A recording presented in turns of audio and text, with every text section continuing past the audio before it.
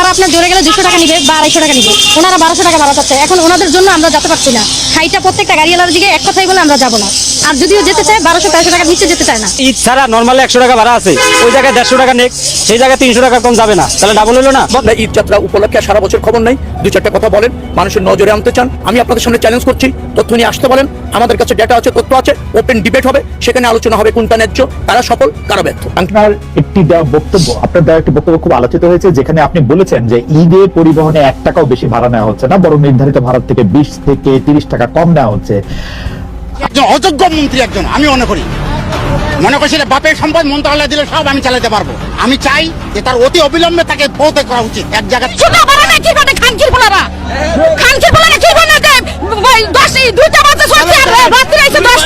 ঈদের ছুটি শেষে একে একে সবাই ফিরছে নিজের কর্মস্থলে, কিন্তু ফেরার পথেই যেন নৌ পরিবহন মন্ত্রী ও জ্বালানি মন্ত্রীর উপরে চরম ক্ষোভ জানালেন সাধারণ যাত্রীরা। এর কারণ হিসেবে তারা উল্লেখ করেছেন বাড়তি ভাড়া ও জ্বালানি তেলের দাম বৃদ্ধি। অনেক মোটরসাইকেল আরোহীরা তারা বলছেন যে পেট্রোল বর্তমানে তাদেরকে দেওয়া হচ্ছে না। বিশাল লম্বা লাইন দাঁড়িয়ে আছে পাম্পের সামনে, কিন্তু তবুও মিলছে না কাঙ্ক্ষিত সেই তৈল, যার কারণে তাদেরকে বিভিন্ন রকমের ভোগান্তির শিকার হতে হচ্ছে। এদিকে অনেক যাত্রীরা তো হেঁটেই ঢাকার পথে শুরু করেছেন তাদের যাত্রা। এর কারণ হচ্ছে বাসে 100 টাকার ভাড়া চাচ্ছেন 600 টাকা, 200 টাকার ভাড়া চাচ্ছেন 1200 টাকা, যা সাধারণ জনগণের আওতার বাইরে। এই নিয়ে যখন বিভিন্নভাবে মন্ত্রীকে প্রশ্ন করা হলো, মন্ত্রীর উদ্ভট প্রশ্নের উত্তরে সাধারণ জনগণ হতাশ হয়ে চরমভাবে গালিও দিচ্ছেন। তবে এই গালি কি তার কান পর্যন্ত পৌঁছাবে এবং এই গালির জবাবে মন্ত্রী কি বলবেন, বিস্তারিত দেখুন আজকের এই ভিডিওতে। ধৈর্য সহকারে কম নিত্য নতুন ভিডিও পেতে চ্যানেলটিকে সাবস্ক্রাইব করে পাশে রাখা বেল বাটনটি অন করে দিন। তো চলুন, আপনার একটি বক্তব্য খুব আলোচিত হয়েছে, যেখানে আপনি বলেছেন যে ঈদে পরিবহনে 1 টাকাও বেশি ভাড়া নেওয়া হচ্ছে না, বরং নির্ধারিত ভাড়া থেকে 20 থেকে 30 টাকা কম নেওয়া হচ্ছে। আমি দায়িত্ব নিয়ে বলছি এবং আমরা সার্বক্ষণিক মনিটরিং করছি। এটা আপনার কোর্ট আমরা ক্লোজ করলাম। এই বিষয়ে আমরা দর্শকদের মতামত নিয়েছি, সেখানে কিছু মন্তব্য দর্শকদের আপনার কাছে তুলে ধরছি। 250 টাকার টিকিট 400 টাকা দিয়ে আসতে হয়েছে, 580 টাকার ভাড়া 750 টাকা নিয়েছে সোহাগ পরিবহন, তুলনামূলকভাবে কম নেওয়া হচ্ছে, আগের মতো লাগাম ছাড়া না। 500 টাকাটা মাত্র 1000 টাকা। মৌলভীবাজার থেকে ময়মনসিংহ ঈদ ছাড়া ভাড়া হচ্ছে 600 টাকা, আর ঈদে ভাড়া হচ্ছে 900 টাকা। আমি গতকালকে আসলাম, আমার 600 টাকা ভাড়া 900 টাকা নিয়েছে। কি করবো নিরুপায়, 500 টাকার ভাড়া 750 টাকা। এটা হলো মন্ত্রীর কমিটমেন্ট। অনেকেই বলছেন যে আপনার বক্তব্য আসলে আপনি যে বলেছেন যে আপনি এটা সরাসরি মনিটরিং করেছেন এবং সার্বক্ষণিক মনিটরিং করেছেন, আপনার মনিটরিং আসলে সত্য নয়, ভাড়া আসলে বেশি নেওয়া হচ্ছে। আচ্ছা, আমি আপনাকে বলি, আমি যেখানে গিয়েছি 6টি আমাদের বাস স্টেশনে আমি নিজে গিয়েছি। আমি একা যাইনি, সেখানে আপনাদের সব মিডিয়া ছিল। আচ্ছা, আমরা কাউন্টারগুলিতে গিয়েছি, জিজ্ঞেস করেছি, যাত্রী পেয়েছি, তার কাছে জিজ্ঞেস করেছি। কোন জায়গায় ধরেন 880 টাকা নির্ধারণ করা, আমি উদাহরণস্বরূপ বলছি, তা 850 টাকা নিচ্ছেন। এটা যাত্রীও স্বীকার করেছে, যে টিকিট দিচ্ছেন সেখানেও দেখেছি। আমি তাকে প্রশ্ন করেছি যে আপনি 880 টাকার বা 850 টাকা কেন নিচ্ছেন? তিনি বলে তাকে পরে নিচ্ছেন। তিনি বলছেন না, আমাদের মালিক এভাবে নির্ধারণ করেছে, আমরা 850 টাকায় নিচ্ছি, 30 টাকা কম নিচ্ছি।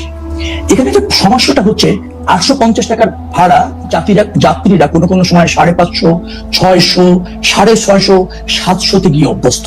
কারণ নির্ধারণ তো ভাড়া অনুসারে যাত্রীরা এর পূর্বে কখনো যায়নি, কারণ তারা কমে যেতে পেরেছে এবং মালিকগুলি যেহেতু 2 দিক থেকে যাত্রী পারাপার করতে পারে বা যাত্রী বহন করতে পারে, এই জন্য তারা নির্ধারিত ভাড়ার চেয়ে কম নিয়েও যাত্রীদেরকে এই যাত্রার সুযোগটা তারা দিয়েছে। কারণ যাত্রী কম, তারা চেয়েছে যে আমি হলে অন্য পরিবহনে চলে যাবে, 100 টাকা কম দিক, কিন্তু যাত্রী যাক, তারা বাস ভর্তি বা আসন ফিল আপ করে নিতে অভ্যস্ত, কিন্তু ভাড়া কম। এখন যখন নির্ধারিত ভাড়া যেটা সরকার কর্তৃক আছে আলোচনা সাপেক্ষে 880-তে যাচ্ছে, কিন্তু যাত্রী তো ধরেন 650 এবং 700-তে যেতে অভ্যস্ত, এরা এসে গিয়েছে, সে স্বীকারও করছে। এবং পরিবহনের যারা টিকিট কাউন্টার আছে তারাও বলছে যে আমরা 600 টাকায় 700 টাকায় যার কাছ থেকে যা পারি নিয়ে যাত্রী বহন বা যাত্রীদের যাওয়ার সুযোগ দিয়েছি।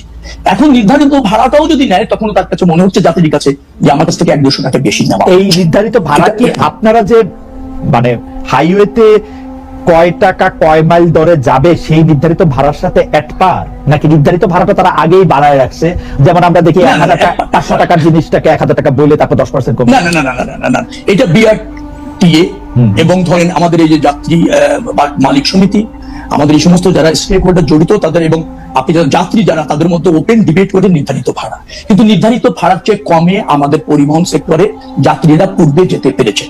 ঈদ আসলে তারা নির্ধারিত ভাড়াটাও তাদের কাছে বেশি মনে হচ্ছে, এটা একটা জায়গা। আর আমি বলছি যে যাত্রীরা কোনো কোনো জায়গায় কম নিচ্ছে, এটা ছিল হচ্ছে আমরা যেখানে গিয়েছি সব মিডিয়া ছিল, 20-25টা মিডিয়ার সামনে তারা বলেছে, আমি যা দেখেছি বলেছি। এখান থেকে লিগেল ভাড়া আপনার জোরে গেলে 200 টাকা নিবে বা 250 টাকা নিবে, ওনারা 1200 টাকা ভাড়া চাচ্ছে। এখন ওনাদের জন্য আমরা যেতে পারছি না।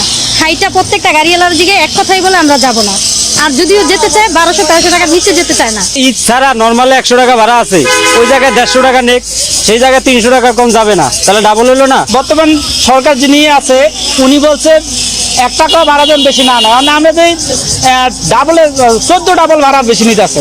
আরে জিজ্ঞেস করতেছি, বলতেছে যেমন আর যে যাবে সে বলতেছে 300 টাকা, যে জায়গায় ভাড়া ছিল 70 টাকা এই জায়গার ভাড়া কিভাবে 300 টাকা হয়? 10 টিয়ার ভাড়া আছে না চাই 250 টাকা, বলে তো 50 টাকা ভাড়া তো চাই 300 টাকা, সেই জন্য হাইটে দিতেছি। প্রচন্ড পরিমাণ গাড়ি আছে, কিন্তু ওরা এখানে সিন্ডিকেট করে রাখছে, অথচ 50 টাকার ভাড়া 400 টাকা করে চাচ্ছে। যদি নামাই দিয়ে আমাকে বলে যে আমাদেরকে বকশিশ দিতে হবে, সেটাও আমরা দিতে রাজি, কিন্তু এভাবে সিন্ডিকেট করে দিলে তো সাধারণ যাত্রী অনেক সমস্যা আছে। অতিরিক্ত ভাড়া আদায় এটা পুরো দেশব্যাপী বর্তমানে একটা আলোচনার বিষয়। মানে প্রতি বছর ঈদেই এই অতিরিক্ত ভাড়া আদায়ের যে কাহিনীগুলো এগুলো ঘটে। তো আমরা হচ্ছে নিয়মিত অভিযানের অংশ হিসেবে আজকে এই রিক্সা ঘাটে মানে যাত্রীদের তরফ থেকে যদি কোনো অভিযোগ আমরা পাই সেক্ষেত্রে আমরা সাথে সাথে ব্যবস্থা নিই। প্লাস হচ্ছে আমরা যত সিএনজি অটো এবং প্লাস বাস যেগুলো আছে সবগুলোর মানে আমরা থামিয়ে মানে জানার চেষ্টা করতেছি তারা অতিরিক্ত ভাড়া নিচ্ছে কিনা। অতিরিক্ত ভাড়া নিলে তো সেক্ষেত্রে তাদের জরিমানা করা হচ্ছে এবং পরবর্তীতে জন্য সতর্ক করা হচ্ছে। ইতিমধ্যে আমরা 2টো মামলা জরিমানা করেছি আর কি।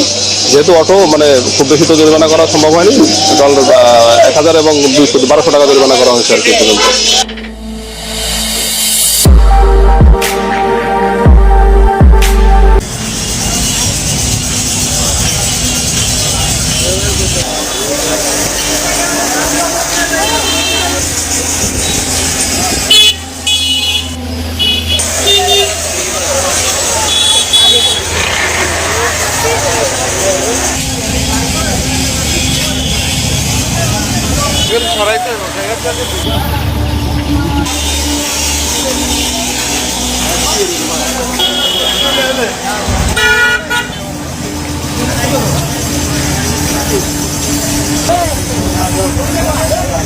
ঠিক আছে, 300 টাকা ভাড়া না কি করে খানকির পোলারা কি করে দেয়?